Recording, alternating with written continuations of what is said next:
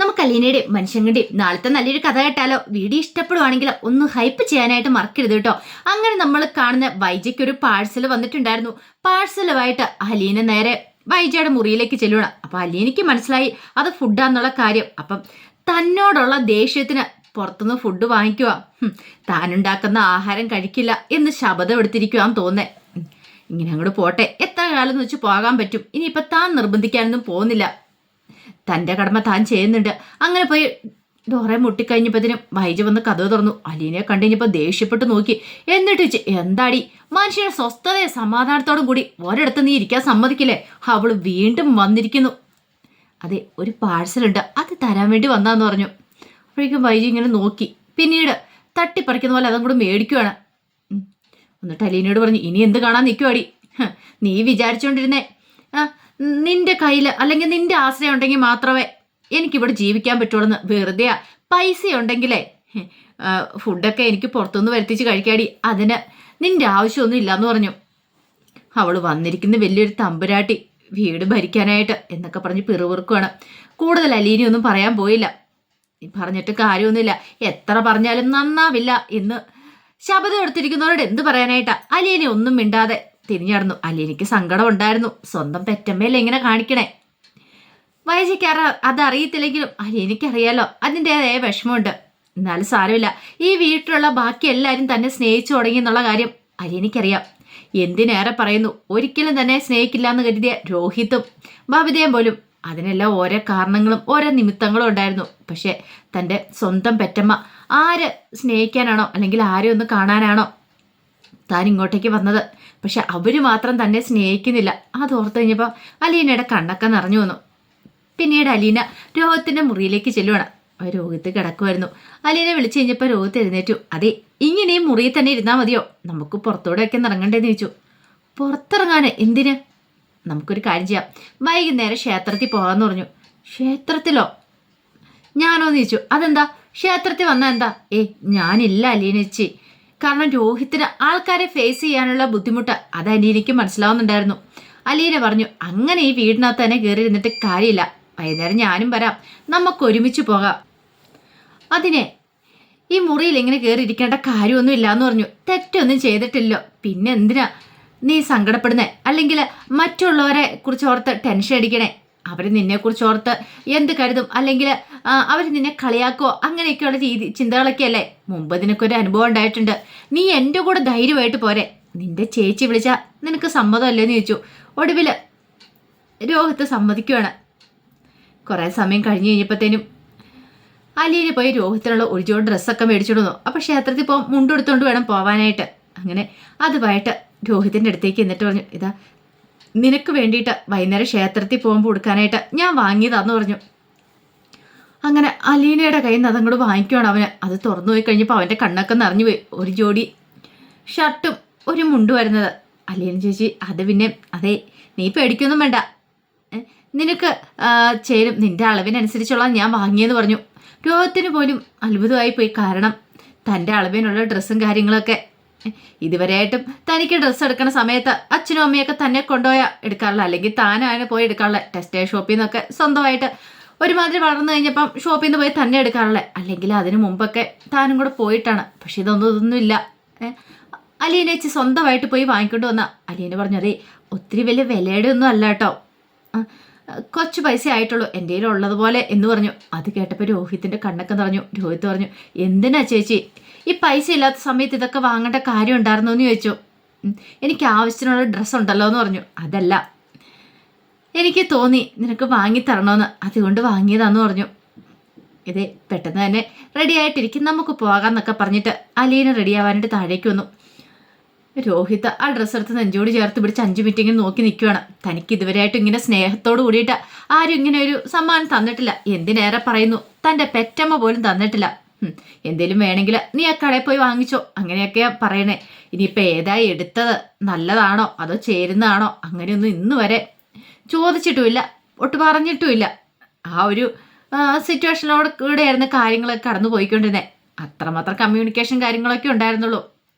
രോഹിത് വേണമെങ്കിൽ പൈസ വേണമെന്ന് പറയും, അങ്ങനെയൊക്കെ. അതിനേക്കാളും അപ്പുറം അല്ലെങ്കിൽ അച്ഛനും അമ്മയും മക്കളും ഇരുന്ന് തമാശ പറഞ്ഞിട്ട് ചിരിച്ച അങ്ങനെ ഒരു സെറ്റപ്പും കാര്യങ്ങളും കുറെ കാലങ്ങളായിട്ട് ഇല്ലായിരുന്നു.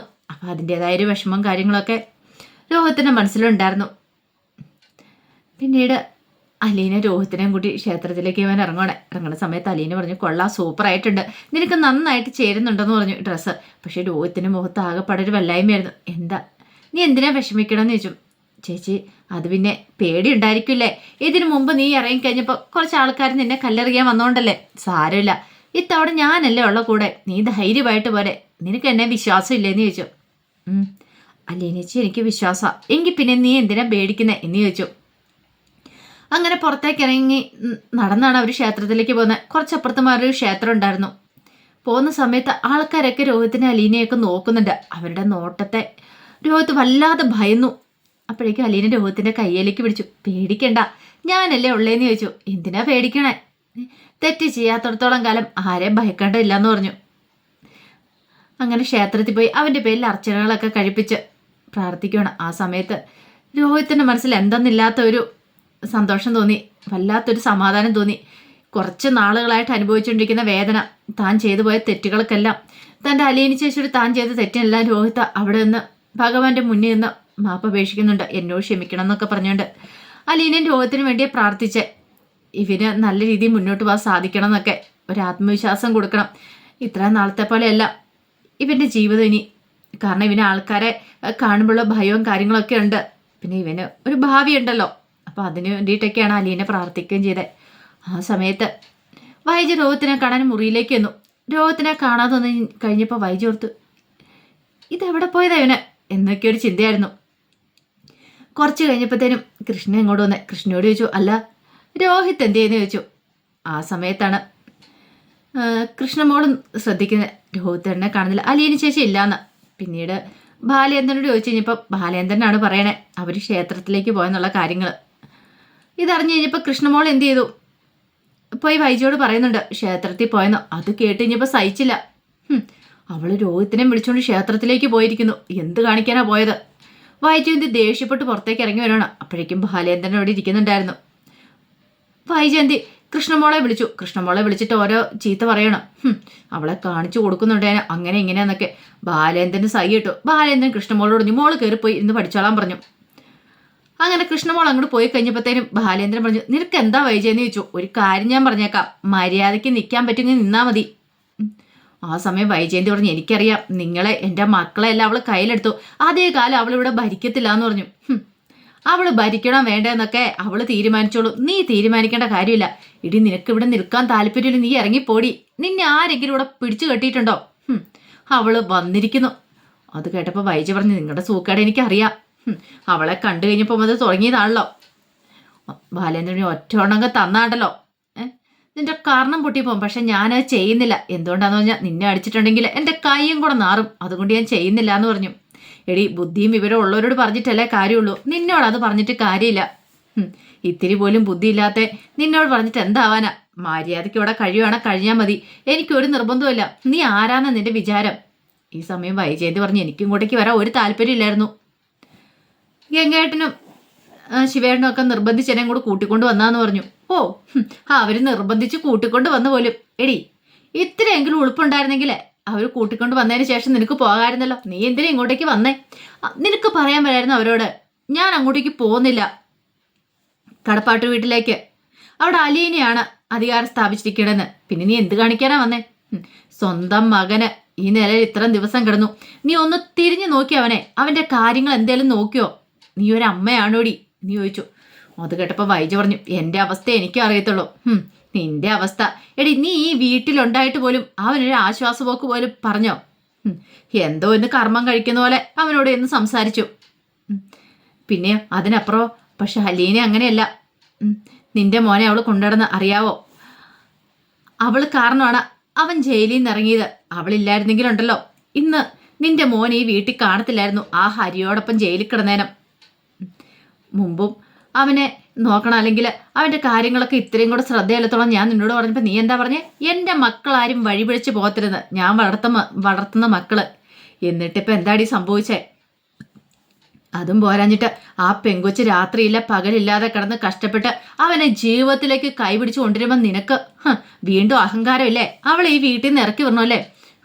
അതിനേക്കാളും ഭേദം നീ പോയി വല്ല ചാകുന്നാടി. നിനക്ക് നാണുണ്ടോ നീ ഇങ്ങനെ പറയുമെന്നൊക്കെ ചോദിച്ചിട്ട് ബാലേന്ദ്രൻ കുറെ അങ്ങോട്ട് പറഞ്ഞു. വൈജിക്ക് കർണത്തടിയേറ്റോലേപ്പ് എന്തേലും പറയാൻ പറ്റുമോ? ഒന്നും പറയാൻ പറ്റില്ല. അനുഭവിക്കാനും നിവൃത്തിയുള്ളൂ. ബാലേന്ദ്രന്റെ മുന്നിൽ നാണം കെട്ട ഒടുവിൽ ബൈജ മുറിയിലേക്ക് അങ്ങോട്ട് കയറി പോവാണ്. കുറച്ചു നേരം കഴിഞ്ഞപ്പോൾ ബബിത കൃഷ്ണമോളുടെ അടുത്തേക്ക് വന്നു. അപ്പോഴാണ് കൃഷ്ണമോള് പറയണേ, അതെ അലിയേച്ചി രോഹിത്തേട്ടനും കൂടെ ക്ഷേത്രത്തിൽ പോയേക്കുവന്നു. അത് കേട്ടപ്പോൾ ബബിത പറഞ്ഞു, നമുക്കും പോവായിരുന്നല്ലോ എന്ന് പറഞ്ഞു. അതെങ്ങനെയാ? നമ്മൾ സ്കൂള് വിട്ട് വന്നു കഴിഞ്ഞപ്പോഴത്തേനും അവർ പോയില്ലേന്ന് ചോദിച്ചു. അവർ നേരത്തെ പോയില്ലേന്ന് ചോദിച്ചു. ഓ ശരിയാ, സാരമില്ല, നമുക്കിനി അടുത്ത ദിവസം പോകാമെന്നൊക്കെ പറഞ്ഞു. കുറച്ച് കഴിഞ്ഞപ്പോഴത്തേനും അലീനയും രോഹിത്തും കൂടെ വരുന്നുണ്ട്. അപ്പോൾ ക്ഷേത്രത്തിൽ പോയി തൊഴുത് പ്രാർത്ഥനയെല്ലാം കഴിഞ്ഞ് പ്രസാദമൊക്കെ വാങ്ങിച്ചു കഴിഞ്ഞപ്പം അലീനയാണ് രോഹിത്തിന് നെറ്റിയിൽ പ്രസാദമൊക്കെ തൊട്ട് കൊടുക്കുന്നത്. രോഹിത്തിന് ഭയങ്കര ഒരു സന്തോഷമൊക്കെ തോന്നി. അലീനയുടെ കൂടെ ഇങ്ങനെ വർത്താനം പറഞ്ഞ് നടക്കുമ്പോൾ എന്തോ ഒരു വല്ലാത്ത ആത്മവിശ്വാസം, ഒരു ധൈര്യമൊക്കെ ഉണ്ടായിരുന്നു. എന്ത് വന്നാലും നേരിടാം എന്നൊക്കെ ഒരു ചിന്തയും കാര്യങ്ങളൊക്കെ മനസ്സിലുണ്ടായിരുന്നു. അതുകൊണ്ട് രോഹിത്തിന് പിന്നീട് പേടിയൊന്നും തോന്നിയില്ല. അങ്ങനെ സന്തോഷത്തോടു കൂടിയിട്ടാണ് വീട്ടിലേക്ക് തിരികെ വരുന്നത്. തിരികെ വന്നു കഴിഞ്ഞിട്ട് മുറിയിലേക്ക് കയറിപ്പോയി ഡ്രസ്സൊക്കെ മാറി വരുമ്പോഴത്തേനും ബാലേന്ദ്രൻ അവിടെ ഇരിക്കുന്നുണ്ടായിരുന്നു. അപ്പം ഇത്രയും ദിവസം രോഹിത്ത് മുറിയിൽ തന്നെയായിരുന്നു. പക്ഷേ എങ്കിൽ ക്ഷേത്രത്തിലൊക്കെ പോയി വന്നതിന് ശേഷം രോഹിത്ത് താഴേക്ക് ഇറങ്ങി വരുവാണ്. കൃഷ്ണമോളും ഭവിത ഇത് കണ്ടു. കൃഷ്ണമോൾ ഓടിച്ചെന്ന് രോഹിത്തേട്ടാന്ന് പറഞ്ഞ് കയ്യിലേക്ക് പിടിച്ചിട്ട് ആ തോളയിലേക്ക് ഇങ്ങനെ ചായ വേണം. കാരണം ഇങ്ങനെ ഇറങ്ങി വരുമെന്നൊന്നും പ്രതീക്ഷയല്ല ഇത്ര പെട്ടെന്ന്. ആ ഒരു മാറ്റം അത് ഭവിതയെ പോലും അമ്പരപ്പിച്ച് കിടഞ്ഞു. ആ സമയത്ത് അലീനെ അങ്ങോട്ട് വന്നിട്ട് പറഞ്ഞു, ആഹാ കൊള്ളാലോ എന്നൊക്കെ പറഞ്ഞിങ്ങനെ കളിയാക്കണം. അപ്പോഴേക്കും ഭവിത പറഞ്ഞു, ചേച്ചി കാരണോ അല്ലായിരുന്നെങ്കിലുണ്ടല്ലോ രോഹിത്തേട്ടൻ ഇപ്പോഴും ആ മുറിയിൽ തന്നെ കിടക്കേണ്ട വന്നേനെന്നൊക്കെ പറഞ്ഞു. അങ്ങനെ അവരും 3 പേരും കൂടെ കെട്ടിപ്പിടിച്ചൊക്കെ ഇങ്ങനെ സംസാരിച്ച് നിൽക്കുന്ന കാഴ്ച ബാലേന്ദ്രൻ കാണുന്നുണ്ട്. ബാലേന്ദ്രൻ്റെ കണ്ണ് നിറഞ്ഞു പോയി. ബാലേന്ദ്രൻ ഒട്ടും പ്രതീക്ഷിച്ചില്ല രോഹിത്തിന് ഇത്ര പെട്ടെന്ന് മാറ്റം ഉണ്ടാവുന്നു. അത് മാത്രമല്ല ബബിതെ മുമ്പത്തെ പോലെയല്ല. പിന്നെ അവനെ ജീവിതത്തിലേക്ക് കൊണ്ടുവരാനായിട്ട് അവൾ എത്രമാത്രം റിസ്ക് എടുത്തെന്നുള്ള കാര്യവും ബാലേന്ദ്രന് മനസ്സിലായി. അങ്ങനെ കൃഷ്ണയും ബബിതയും രോഹിത്തും കൂടെ ഓരോ കാര്യങ്ങളൊക്കെ പറഞ്ഞിരിക്കുന്ന സമയത്ത് അലീനയെ വിളിച്ചു ബാലേന്ദ്രൻ വിളിച്ചുകൊണ്ട് പോയിട്ട് അലീനയുടെ കൈ എടുത്ത് പിടിച്ചിട്ട് ഇങ്ങനെ തൊഴുതിട്ട് പറഞ്ഞു, നീയാ ഈ കുടുംബത്തിൽ ശരിക്കും പറഞ്ഞ ഐശ്വര്യം. നീ ഇല്ലായിരുന്നെങ്കിൽ ഈ കുടുംബം ഒന്ന് തകർന്ന് തരിപ്പണായി പോയനം. ഞാനോ അല്ലെങ്കിൽ ഈ പറയുന്ന രോഹിത്തോ പോലും ഈ രീതി മുന്നോട്ട് പോകത്തില്ലായിരുന്നു. ഞാൻ ഈ ഭൂമി കാണുമെന്ന് പോലും അറിയണ്ടായിരുന്നില്ലെന്ന് പറഞ്ഞു. അതിനെങ്ങനെ നിന്നോട് നന്ദി പറയണമെന്ന് അറിയില്ല എന്നും പറഞ്ഞുകൊണ്ട് അലീനയോട് ഒരു നന്ദി വാക്കൊക്കെ പറയുന്നുണ്ട്. പക്ഷെ അലീനയ്ക്ക് അത് കേട്ട് ഭയങ്കര സങ്കടമാണ് തോന്നിയത്. കാരണം താൻ ഈ കുടുംബത്തിലാകുമ്പോൾ തന്നോട് നന്ദി പറയേണ്ട കാര്യമില്ലല്ലോ. അലീന അത് പറയുകയും ചെയ്തു. അപ്പോഴേക്കും ബാലേന്ദ്രൻ പറഞ്ഞു, ഒരാളൊരു നല്ല കാര്യം ചെയ്തിട്ടുണ്ടെങ്കിൽ നമ്മളത് അംഗീകരിക്കണമെന്ന് പറഞ്ഞു. നിന്റെ സ്ഥാനത്ത് വേറെ ആരാണെങ്കിലും ഇങ്ങനെയൊന്നും ചെയ്യില്ല. ഈ കുടുംബത്തെ നീ കരകയറ്റി കൊണ്ടുവരാനായിട്ട് എത്രമാത്രം റിസ്ക് എടുത്തെന്നുള്ള കാര്യം എനിക്കറിയാമെന്ന് പറഞ്ഞു. പക്ഷെ ഇതൊന്നും വൈജയ്ക്ക് ഒട്ടും ഇഷ്ടപ്പെടുന്നുണ്ടായിരുന്നില്ല. വൈജയ്ക്ക് എങ്ങനെയെങ്കിലും അലീനെ ഇറക്കി വിടണം എന്നൊരു ചിന്ത മാത്രമേ ഉണ്ടായിരുന്നുള്ളൂ. അപ്പോൾ അതിൻ്റെ കഥകളൊക്കെ നമ്മൾ കാണാൻ പോകുന്നത്. ആ വിശേഷങ്ങൾക്കായി നമുക്ക് എല്ലാവർക്കും കാത്തിരിക്കാം കേട്ടോ. ഒരിക്കൽ കൂടി എല്ലാവർക്കും ശുഭരാത്രി നേർന്നുകൊണ്ട് നിർത്തുന്നു. നന്ദി.